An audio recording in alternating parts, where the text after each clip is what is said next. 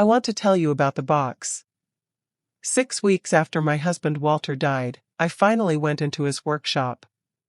I had not been able to go in before that. Walter had spent 41 years in that workshop, building things, fixing things, sitting quietly with his tools and his radio, and the particular contentment of a man who knew exactly what his hands were for. The workshop smelled of sawdust and machine oil and the specific warm dusty smell of wood that has been worked with care over many years. It smelled so completely of him that going in felt, in the weeks immediately following his death, like something I needed to be stronger to do than I yet was. On a Tuesday morning in November, 6 weeks after the funeral, I decided I was strong enough. I pushed open the workshop door. The smell hit me immediately: sawdust, oil, Walter. I stood in the doorway for a moment. Then I saw the shelves. Walter had built those shelves himself, 40 years earlier. They ran along the back wall of the workshop, floor to ceiling, and he had always used them for storing materials, lengths of wood, tins of paint, jars of screws arranged by size with a systematic precision that was one of the things I had loved about him. The shelves were empty of materials. Instead, from the second shelf from the bottom to the shelf at eye level, arranged in rows with the same systematic precision as his screws and his paint tins, were envelopes. White envelopes. Sealed. Each one with a number written on the front in Walter's handwriting. I stepped closer. The numbers went from 1 to 365. My name was on each one. Walter's handwriting. My name. On the shelf at eye level, propped against the wall, was a single larger envelope. It said, "Read this one first. Then open one envelope every day, starting on your next birthday. I love you. Walt." I sat down on the workshop floor, on the sawdust, in my good coat, and I did not move for a very long time. My name is Edith. I am 69 years old. My husband Walter made me something in his workshop in the last year of his life that I am still, for years later, opening one envelope at a time. This is the story of what he made. What it said. And what it has done to the years since he left. Before I tell you what the letter said, I need to tell you about Walter, because the letters are Walter, and without understanding who he was you cannot understand what he made. Walter James Mercer was born in 1948, the son of a carpenter, in a terraced house in a northern city that has changed beyond recognition since his childhood in ways that he occasionally found disorienting and occasionally found fascinating, depending on his mood. He was a joiner by trade, not a carpenter. He would correct people gently, because the distinction mattered to him in the way that precise distinctions matter to people who have spent a lifetime caring about the specific properties of specific things. A joiner works with finished timber. A carpenter works more broadly. Walter worked with finished timber, in the specific, patient, exacting way that his father had taught him, and he was exceptionally good at it. We met in 1977 at a dance, the same origin story as so many marriages of our generation, which perhaps says something about the dance as a social institution or perhaps simply says something about where people went in the evenings in provincial England in the 1970s. He asked me to dance. He was a terrible dancer. I was also a terrible dancer. We spent most of the evening standing at the edge of the floor talking instead, which turned out to be more informative. We married in 1979. We had 3 children, our daughter Miriam, our son David, and our youngest, Peter. We built our life in the same town where Walter had grown up, in a house he had done significant work on himself, and where the workshop at the bottom of the garden had been his from the beginning. Walter was not what anyone would describe as an expressive man. He was not someone who said "I love you" frequently, or who brought flowers on occasions that didn't require them, or who wrote cards with anything beyond a signature and perhaps a single adjective. He expressed himself in actions, specifically in making things, in the bookcase he built for my study, the kitchen table that he made from reclaimed oak when the children were small and which is still the center of our family life, the specific and perfect repair he made to the gate at the end of the garden path when it began to sag, which took him 3 hours on a Sunday and which he completed with the focused satisfaction of someone for whom every job done properly is its own sufficient reward. I never doubted that Walter loved me. 41 years of actions make a very clear case. But I also understood, without needing to discuss it, that the primary language of his love was making and doing rather than saying, and that this was simply who he was and that who he was suited me completely. He was diagnosed with motor neuron disease 2 years before he died. The diagnosis was devastating in the specific way that a progressive, terminal diagnosis is devastating, not as a sudden shock but as the beginning of a long, slow, necessary process of adjustment to a future that was now defined. Walter, characteristically, adjusted. He read everything available about the disease. He made plans, practical and specific, for the progression and what it would require. He had conversations with me, with the children, with his doctor, with the hospice team, that were honest and clear and that I found, at the time, almost unbearably difficult to have and that I am now, for years later, enormously grateful for. He also went into his workshop. In the last year of his life, when the disease had progressed far enough that he could no longer take on joinery work but still had enough fine motor control and enough energy on good days to do smaller, more careful work, Walter spent significant portions of his time in the workshop with the door closed. I knew he was making something. I did not know what. I did not ask. Walter had always had workshop projects that he revealed on completion, that was part of his pleasure in making things, the moment of showing rather than the process of being watched, and I had learned, across 41 years, to respect that privacy of process.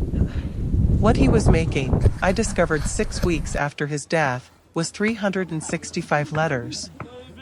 The large introductory envelope, the one that said "read this one first," contained a single sheet of paper, written in Walter's handwriting, which by the final year of his life had become slightly uneven but remained entirely legible. I want to share what it said, because I have shared it with my children and my friends and anyone who has asked, because Walter wrote it to be read and I believe the reading of it is part of what he intended.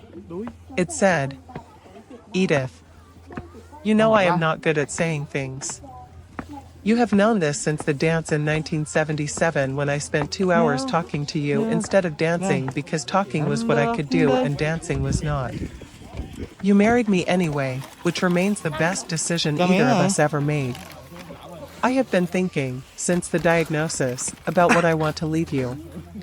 Not practically, we have sorted the practical things and you know where everything is and Helen has a copy of the will and everything is in order. I mean what I want to leave you of me. Of who I actually was. Of the things I should have said across 41 years and didn't. Not because I didn't mean them but because I didn't know how to begin. What I can do is make things. So I made you these. There are 365 envelopes. I made them over the last year. Some of them are long and some of them are short. Some of them are about you specifically. Some of them are about me. Some of them are about us. Some of them are about things I have noticed across 41 years that I never told you I had noticed. Some of them are instructions, practical ones, about the house and the garden and the car and the things I always did that you might find yourself not knowing how to do. Some of them are just things I wanted to say before it was too late to say them. Open one on your next birthday. Then open one every day after that, until they run out. I worked out that 365 days is enough to get you through the first year without me. I thought the first year was the one that would need the most help. I might be wrong. I was occasionally wrong. Not often, but occasionally. I love you, Edith. I have loved you since the dance in 1977 and I have loved you every day since and I am sorry that I was better at showing it than saying it, because you deserved both and I gave you mostly one. Consider these the saying. Open number 1 on your birthday. I will be thinking of you. Walt. I read this letter on the workshop floor in November. My birthday is in April. I had 5 months to wait. I went back into the house and I called Miriam and I read her the letter over the phone and we both cried for a long time and then we both laughed, because Miriam said, "He said he was occasionally wrong. Not often, but occasionally. That is so completely Dad," and she was right, it was so completely him that the laugh arrived before I could stop it. I waited 5 months. On my 66th birthday, in April, I went to the workshop at 7 in the morning, before anyone else was awake, and I took envelope number 1 from the shelf and I carried it to the kitchen table and I made tea and I sat down and I opened it. I want to tell you about some of the letters. I want to be careful about this, because the letters are mine and they were written for me and there are things in them that belong entirely to the 41 years Walter and I spent together and that I am not going to share. But there are things in them that I think Walter would have wanted shared, because they are not only about us, they are about things he had noticed, things he had understood, things he believed were worth saying not just to me but to anyone who might need to hear them. Letter number 1 said, "Happy birthday, Edith. Today you are 66. I have thought about you being 66 for most of the last year. I have thought about this morning specifically, you making tea, sitting at the kitchen table, opening this. I hope the tea is strong enough. You have always made it slightly too weak and I have never mentioned it because it seemed unkind to mention it and also I always made my own cup stronger anyway, so it did not matter. Now I am telling you, make it stronger. You will thank me. Happy birthday. I love you. Walt." I made the tea stronger. He was right. It was better. Letter number 7 said, "Today I want to tell you something I should have told you in 1987. That year was the hardest year of our marriage, you know which one I mean and why, I don't need to explain it here. In 1987 I was frightened and I handled being frightened the way I always handle it, which is by becoming quiet and going to the workshop and making things instead of talking. You needed me to talk. I knew you needed me to talk and I could not make myself do it, and I have been sorry about that for 30 years. I am sorry now. You were braver than I was that year and kinder than I deserved. I have never forgotten that and I wanted you to know I never forgot." I sat with letter 7 for a long time. 1987 was the year we lost a pregnancy. We had never spoken about it directly in 30 years, not in the way that letter 7 spoke about it. We had acknowledged it, briefly, at the time, and then had moved through it in the way that people of our generation and temperament moved through difficult things, by continuing, by getting on, by not making more of it than the situation allowed. Walter had apparently been thinking about it for 30 years. Letter number 23 said, "Something I noticed, you always put other people's cups on the table in front of them rather than leaving them to pick up their own cup. You do this automatically, without thinking about it, at every meal and every cup of tea and every occasion where there are cups and people. I have watched you do this for 40 years. It is one of the small things you do that tells me who you are. You move the cup to the person. You always have. I notice everything. I did not know I did that." I read the letter and I tried to remember doing it and I could not specifically remember it, and then that evening when Miriam came for dinner I watched myself put her cup in front of her without thinking about it and I thought, 40 years. He watched me for 40 years and I never knew he was watching.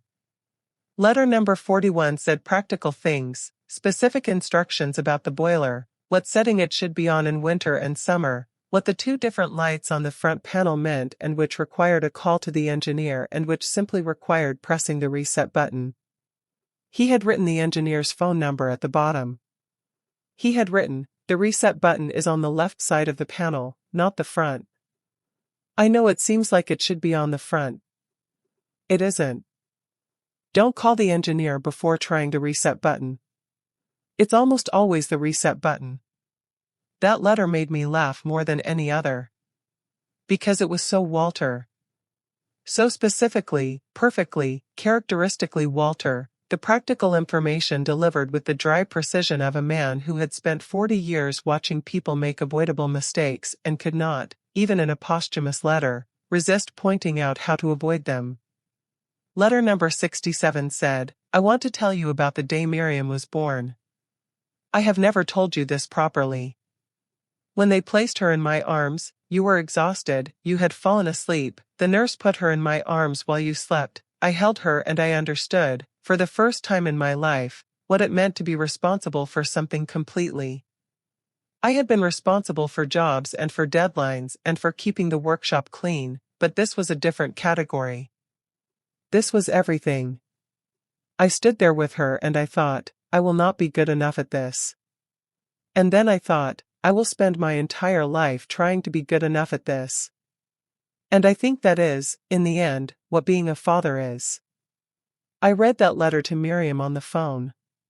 She did not speak for a very long time. Then she said, he never told me that. I said, he told me. He told me so I could tell you. Letter number 100 said, today is letter 100. I have been thinking about the fact of 100 letters. I found it difficult, some days, to write. Not because I ran out of things to say, I had more things to say than 365 envelopes.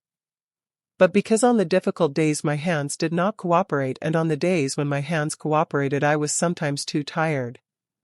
I wrote each letter twice, once in my head and once on paper. The ones I wrote in my head were better. I'm sorry you got the paper versions. I hope they are sufficient. They are the best I could do with the time and the hands I had left. I love you. Walt. I held letter 100 for a long time before I put it back in its envelope. I thought about Walter at his workshop bench, on the difficult days, writing with hands that were no longer entirely his, writing twice, once in his head and once on paper, trying to say the things he had spent 40 years not quite finding the words for. I thought, this is the most extraordinary thing anyone has ever made for me. I thought, it is also so completely him, the practical, the precise, the quietly determined making of something that required patience and time and the specific willingness to do a thing imperfectly because the imperfect version was still better than nothing, that I love it more because it is imperfect. Because the imperfection is Walter. The imperfection is him trying. I want to tell you what the letters did to my children, because I think it is the part of this story that surprised me most. I had expected the letters to be about Walter and me. About our marriage, our history, the 41 years of shared life that the letters were obviously drawing on. And they were about those things. But they were also, considerably more than I had anticipated, about Miriam and David and Peter. Walter had written a letter for each of them, numbered and included in the sequence, which I was to read on their behalf, or give to them to read, he said, as I judged best. Letter number 88, which arrived on a day I happened to be having lunch with David, was addressed to David specifically. Walter wrote, David, your mother is going to read you this or give it to you, she will judge which is right. I want to tell you that I have always been proud of you in a way I have not always shown. You chose a different life from the one I knew, different work, different city, a different way of being in the world, and I did not always understand your choices and I sometimes said so in ways that were not helpful. I want to tell you that understanding and respecting are not the same thing. I did not always understand. I always respected. I hope you knew that. If you didn't, you know it now. I love you. Dad. David read that letter at my kitchen table with a cup of tea that was, as per Walter's instructions, considerably stronger than I used to make it. He was quiet for a while. He said, I didn't know. I thought he disapproved of my choices. He never said anything like this. I said, I know. He wrote it instead. David said, better late than never. I said, that's what he would have said. David smiled. He folded the letter very carefully and put it in his jacket pocket. Letter number 112 was for Peter, my youngest, who had been the most openly grief-stricken of the 3 children and who had struggled, in the year following Walter's death, with a sadness that he had not quite known how to manage. Peter was 40 and he was not, by nature, a man comfortable with emotion, and losing his father had produced in him an emotion he could not contain and did not know what to do with. Walter's letter to Peter said, "Peter, you were the child who was most like your mother, and I think sometimes that was difficult for you because I was very much like myself and I didn't always know how to reach across the difference. I want to tell you something I believe about you. You feel things more than you show, and the gap between the feeling and the showing costs you something. I have watched this cost you your whole life. I want to tell you that the feeling is not a weakness. The gap is not necessary. You are allowed to show what you feel. You come from people who didn't do this easily, and I am one of them, and I am sorry that I modeled the gap rather than the showing. You are better than the gap. Let people see you feeling things. It will not diminish you. It will make you more yourself. I love you. Dad." Peter came to Hillside Cottage on a Sunday, alone, to read his letter. He read it at the kitchen table. Then he put his head down on the table and cried completely, for the first time since his father's death, in a way that was not restrained or managed but entirely open. I sat beside him and I held his hand. I thought, Walter knew. He knew Peter needed this specifically. He prepared it. I thought, this is what he was doing in the workshop, all those months with the door closed. He was not just writing letters. He was looking at each person he loved and identifying the specific thing they most needed to hear. The specific gap he could fill. And then he was filling it. He was doing, in letters, exactly what he had always done and would. Finding the specific need. Making the thing that exactly met it. Leaving it for the right person to find. I want to tell you about letter 365. I opened it on the 365th day, which was, because Walter had done the mathematics carefully and accounted for the fact that some months have 31 days and February has fewer, on a day in late March, for years after his death. I had known it was coming. I had known, for several months, as the numbers on the envelopes climbed through the 300s, that the last letter was approaching. I had thought about it, about what Walter might have written for the last one, about what he would have chosen to say when he knew it was the final thing. I got up early on that day. I made tea, strong, as instructed, as had become my permanent habit. I went to the workshop and I took envelope 365 from the shelf, the only envelope remaining, and I carried it to the kitchen table. I sat for a while before I opened it. I thought about the 364 letters that had preceded it. The practical ones and the emotional ones and the funny ones and the ones that had made me sit at the kitchen table for an hour not moving. The ones about 1987 and the ones about the boiler reset button and the one about how I put cups in front of people and the one about Miriam's birth and the one about understanding and respecting not being the same thing and the one about Peter being allowed to show what he felt. I thought about the year of opening one envelope every day. About how the ritual of it had given the first year without Walter a structure it would not otherwise have had, a daily moment of him, a daily reminder that he had thought about this specific day and prepared something for it. About how the letters had made his absence feel, in some complicated way, less like a wall and more like a threshold, something that had changed everything but that he had walked through first and left markers for me to follow. I opened the envelope. Letter 365 said, Edith. You made it to the end. I knew you would. You have always finished things, properly, completely, without cutting corners. I knew you would open every one. I am glad. I have been trying to think, for the past year of writing these, what I wanted to say last. What I wanted the last thing to be. I have written this letter 4 times and thrown 3 of them away because they were too long or too complicated or said things that didn't need saying at the end when they could have been said in the middle. So here is what I want to say last, as simply as I know how to say it. You were the best part of my life. Not a part of it. The best part. The part that made every other part matter more than it would have mattered without you. The workshop would have been just a workshop. The children would have been wonderful but incomplete. The mornings would have been ordinary. You made everything specific. You made everything worth the care I put into it, because the care was for you and always was.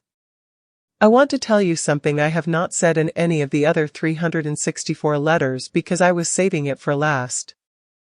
I was not afraid to die. I was afraid to leave you. Those are different things and I needed you to know they are different. I was not afraid of what came next for me.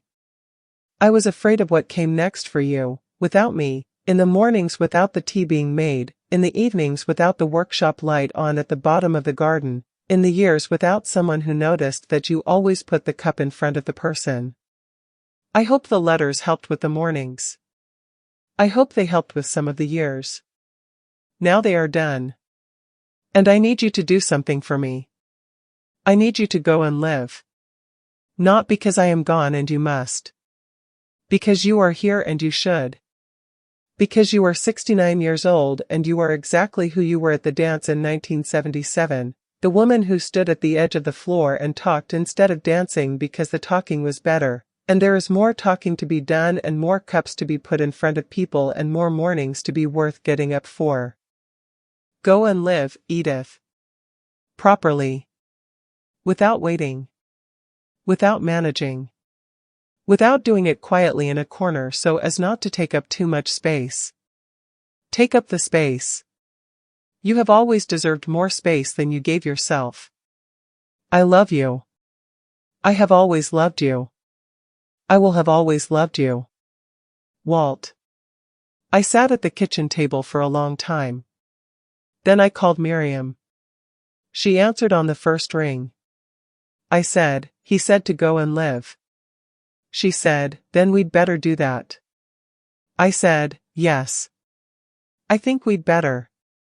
It has been 4 years since I found the envelopes.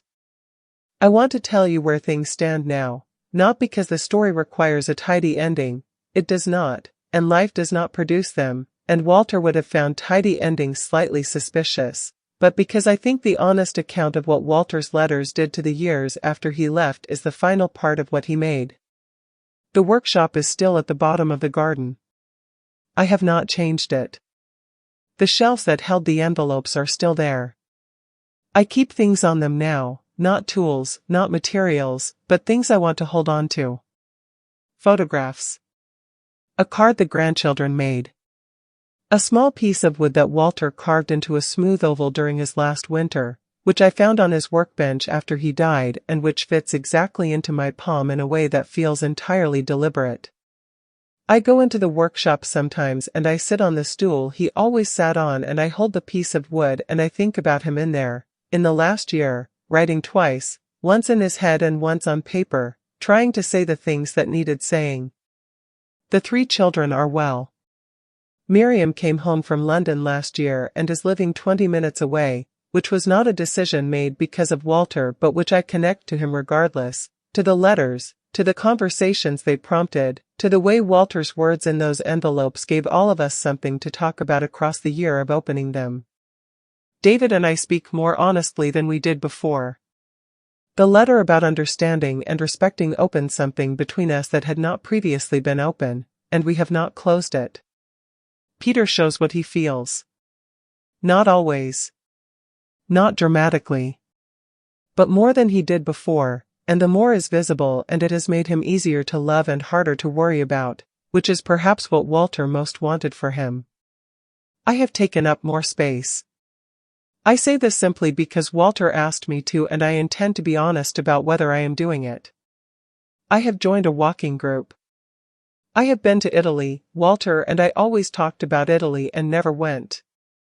I have started a course in watercolor painting which I am not good at and which I enjoy enormously, possibly because not being good at things and enjoying them regardless was something Walter modeled his entire life. I make the tea strong. I put the cups in front of people. The workshop light is not on at the bottom of the garden in the evenings. I have learned, slowly and imperfectly and in the specific way that learning to live without someone you have loved for 41 years is slow and imperfect, To see the dark garden as its own thing rather than as the absence of the light. Walter made me 365 things. He made them carefully, in the time he had left, with the hands he had left, in the language that was most natural to him. He made me a year. It was the best thing he ever built. I want to say something to everyone watching about what I think Walter was teaching me with those envelopes. Not about grief. I am not qualified to teach anyone about grief, and grief does not, in my experience, respond well to being taught at. I want to say something about the gap. Walter wrote, in letter 100, about writing each letter twice, once in his head and once on paper, and that the ones he wrote in his head were better. He apologized for the paper versions. I have thought about that line more than almost any other in 365 letters. Most of us, I think, have letters we have written in our heads that we have not yet written on paper. Things we mean about the people we love that we have not yet said, because saying them requires stepping across a gap that feels, for whatever reason, temperament or habit or the specific busyness of ordinary life, difficult to cross. Walter crossed that gap. He crossed it late, in the last year of his life, under circumstances that gave him clarity about what was worth crossing it for. But he crossed it. The paper versions were not as good as the ones in his head. They were still the best things he ever made me. You do not have to wait until the last year. You do not have to wait for a diagnosis or a crisis or a final opportunity. You can cross the gap now, imperfectly, in whatever language you have available, words or actions or the specific practical care of making someone tea stronger than they usually make it. Tell the person. Put the cup in front of them. Say the thing that has been written in your head. The paper version is always sufficient. It is always more than nothing. It is always worth whatever it costs to write it. Walter made me 365 paper versions. I open the workshop door sometimes and I look at the empty shelves and I think, he sat here, in the dark, with difficult hands, and he tried. And the trying was the whole of it. The trying was everything. If Walter and Edith's story moved you, please give this video a like and subscribe. We share powerful complete stories every single week. Share this with someone you love today. Not tomorrow. Today. And tell me in the comments, what would your letter say? If you wrote one letter to someone who mattered most, what would be the one thing in it? I want to read every single one. Every word matters.